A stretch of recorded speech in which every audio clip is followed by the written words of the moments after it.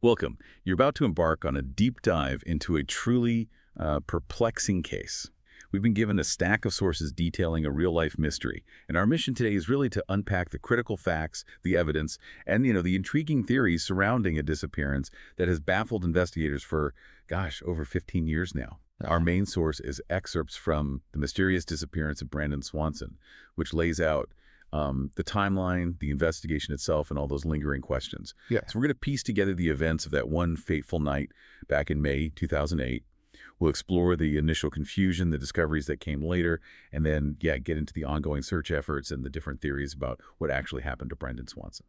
And what's really fascinating here, or maybe troubling, is how seemingly straightforward details can just completely unravel. It becomes this complex puzzle. It really highlights the challenges, of investigating missing persons cases, especially when the initial information you get is incomplete or, well, just wrong. Yeah, exactly. So what does this all mean for us today, looking back? Let's unpack this and see what we can learn about, I guess, the human element, the investigative challenges, and that enduring hope you see in cases like these. Okay, let's dig into the night itself. Our story begins shortly after midnight, May 14th, 2008. We're talking about Brandon Swanson, 19 years old, from Marshall, Minnesota. He was a student at Minnesota West Community and Technical College in Canby, and this was the night he was heading home. He'd been celebrating the end of the spring semester with friends. Now, friends did state he had been drinking some alcohol at two different parties, but they also said he didn't seem, visibly intoxicated, not falling down drunk or anything. Right. And then just before 2 a.m., Brandon calls his parents, Annette and Brian Swanson, using his cell phone. Yeah. He tells them he's driven his car, a Chevrolet Lumina, off the road and into a ditch. He says he's uninjured, which is good, but he can't get the car out. He needs them to come pick him up. Okay, so far maybe not that unusual for a young driver, perhaps. But here's where the confusion starts immediately. Exactly, because Brandon told his parents he believed he was near Lind. That's a town about 7 miles southwest of Marshall, where they lived. So his parents, naturally, they drive out towards Lind trying to find him. They're staying on the phone with him, although the connection apparently kept dropping out sometimes. Right.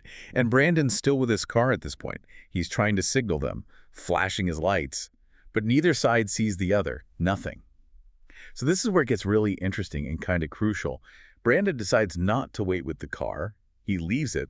He starts walking towards some lights he can see in the distance, still thinking they're near Lind. He actually tells his father, okay, go wait for me at the parking lot of this specific bar in Lind. And they stay on the phone this whole time he's walking. For 47 minutes, they're talking. Then, abruptly, Brandon just yells, "Oh, shit!" And the line goes dead. Silence. And that's it. He hasn't been seen or heard from since that moment. Just gone. Imagine being his parents on that call. That's the last thing you hear. Unbelievable. So the next morning, at 6:30 a.m., Brandon's parents, obviously frantic, report him missing to the Lind police. And what was the initial reaction? Because you'd think after that call. Well, this is pretty concerning. The police initially advised them to wait. They actually said that this kind of behavior wasn't uncommon for young men his age. Annette Swanson, his mother, specifically recalled an officer telling her it was Brandon's right to be missing. His right to be missing after that phone call. Yeah, it really highlights a critical challenge, doesn't it? That potential delay or dismissal in those first crucial hours of a missing persons report. That's just, wow. So did they eventually start looking? They did. Later that morning, the Lind police did start a search, but they didn't find anything new Lind, which, makes sense in hindsight. So they requested help from the Lyon County Sheriff, Joel Dahl. And this is when the game changer comes in, Brandon's cell phone records. The technology piece. So what did the records show? This must have shifted everything. Completely shifted it. Because the records showed Brandon hadn't been calling from near Lind at all. He was calling from the vicinity of Taunton. That's along State Highway 68, which is actually the main route to Canby, where he was coming from. But it's 25 miles away from Lind in a totally different direction. 25 miles. Wow. Yeah. And it's unknown if Brandon himself ever realized, during that 47-minute call, just how far off he was about his location.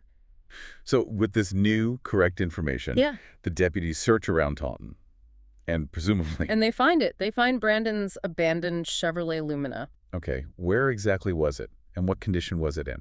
So connecting the dots here, the car was found in a ditch off a gravel road right near the Lincoln County line. It was about a mile north of Highway 68. The Lincoln County Sheriff at the time, Jack Fizecki, he noted the car was kind of hung up on an incline, not seriously damaged, no big crash scene, but the wheels weren't touching the ground. It was immobilized. And crucially, Mm. any signs of Brandon nearby? Footprints? Anything? That's the thing. Sheriff Fizecki noted there were no tracks around the car. Nothing to indicate which way Brandon might have started walking. No clue at all. Okay, so the cell records pinpointed the general area. Could they narrow it down further? Yeah, they could. The call itself, the signal had pinged off a cell tower near Minneota, which is at the intersection of County Routes 3 and 10. So by the next day, May 15th, they determined the call originated from within about a 5-mile radius of that tower. This narrowed the search area significantly and also brought the Yellow Medicine County authorities into the mix because the location straddled county lines. Right. And you mentioned Brandon walking towards lights. Did this new location offer any clues about what lights those might have been? It did, potentially. Sheriff Dahl pointed out that from that specific area where the car was found, you could actually see a red blinking light on top of a grain elevator in Taunton. So it seems quite possible, even likely, that the lights Brandon saw and thought were Lind were actually the lights of Taunton, a really significant geographical mistake on his part. Okay, so the location is finally known, more or less. The search must have ramped up considerably then. What happened next? Oh yeah, it intensified. Ground searches, aerial searches with planes and helicopters, and they brought in search dogs, specially trained ones from the Twin Cities. And the dogs. Did they find a scent? They did. And this became a really important piece of the puzzle, or maybe part of the confusion. A team of bloodhounds, they came from Codington County in South Dakota. They picked up a scent trail. It was about 3 miles long. The trail mostly followed these field roads, heading west-northwest, eventually reaching an abandoned farmstead. And from there, the trail led along the Yellow Medicine River to a specific point where it seemed like the scent trail just entered the stream. Entered the river. Okay, that sounds significant. Yeah. Especially because Brandon had mentioned hearing water on the phone call with his dad, right? Yeah. And passing fences. Exactly. He mentioned fences, he mentioned hearing water. So that detail, combined with the jobs tracking to the riverbank, it certainly lent a lot of weight to the theory that maybe he'd fallen in. So did they search the river extensively? What did they find there? Well, the state's Department of Natural Resources, the DNR, they did deploy boats along that stretch of the river. They even installed gates, presumably to catch anything. And importantly, the water level had been quite high that morning, maybe up to 10 feet deep in some spots, although it had gone down since then. But did they find anything in the river? No, nothing conclusive. And interestingly, Sheriff Dahl decided against doing a more organized, large-scale ground search of the river itself at that point. Though Sheriff Fizecki from the neighboring Lincoln County, he apparently took it upon himself. He walked that 2-mile stretch of the river in the search area every single day for 30 days after the main search. Wow, dedication. And meanwhile, Brandon's parents, the Swansons, they obviously weren't giving up. Not at all. They became, and still are, incredibly strong advocates. They famously started leaving their porch light on every single night right after he disappeared as a symbol of hope that he'll come home. And they still do it today. That's incredibly poignant. And their efforts went beyond just hope, didn't they? They pushed for actual change. They did. This really speaks to turning grief into action. They lobbied the Minnesota state legislature, and they were successful in getting Brandon's law passed. This law mandates that police have to begin investigating missing adults promptly. No mandatory waiting period. They can't just say, oh, wait 24 hours, or it's their right to be missing anymore, at least not legally. That's a powerful legacy from such a tragedy. A systemic improvement. Absolutely. It shows how one family's persistence can lead to broader policy changes that could potentially help, countless other families facing similar nightmares. So the searches continued over the years, even after the initial push. Yeah, periodically. Especially, after the fall harvest when fields were clear, and then again in the spring after the snow melted. That cycle continued up through about 2011. By that point, they'd covered something like 122 square miles. It's a huge area. And the investigation itself, did the lead agency change? It did.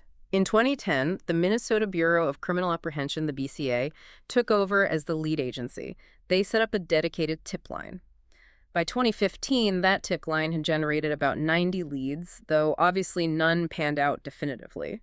The area of interest also eventually shifted focus a bit. towards Mud Creek, which is a tributary feeding into the Yellow Medicine River. Okay, so after all this time, all these searches, the dogs, the cell data, what are the main theories still floating around? Did Brandon fall into the river like the dogs initially suggested? Well, that's still the big question, isn't it? It seems like the most direct explanation based on the dog trail and maybe his last words. But here's where it gets complicated again. Annette Swanson, his mother, she strongly does not believe her son drowned in that river. Why not? What's her reasoning? Her point, and it's a compelling one, is that after the dogs followed the scent to the water's edge, that same lead dog apparently continued the trail up the other side of the riverbank. It followed along the bank for a bit, then onto another gravel road heading north towards the Yellow Medicine County line, and that's where the trail finally ended, not in the water. Huh. So the trail didn't just stop at the river. It crossed it, essentially. According to her account of what the handler said, yes. She told CNN pretty firmly there really is nothing to indicate that he's in the river. And, of course, his body has never been found, despite those river searches. That definitely complicates the drowning theory. What about his state of mind? His father was on the phone with him for nearly an hour. Right. Brian Swanson, his dad, also recalled that Brandon didn't seem disoriented or confused during their conversations. Maybe a little stressed about the car, sure, but not, incoherent or lost in that sense, despite having had some drinks earlier. So, if drowning seems less likely to the family, and he didn't seem utterly confused, what else is considered? Could he have just walked away, started a new life? That's always a possibility raised in missing persons cases, the idea of an intentional disappearance. But his parents are adamant. They say Brandon just wouldn't have done that. It wasn't in his character. He had plans, connections. Okay, so that leaves foul play, even without any direct evidence pointing that way. It hasn't been ruled out precisely because nothing else fits perfectly.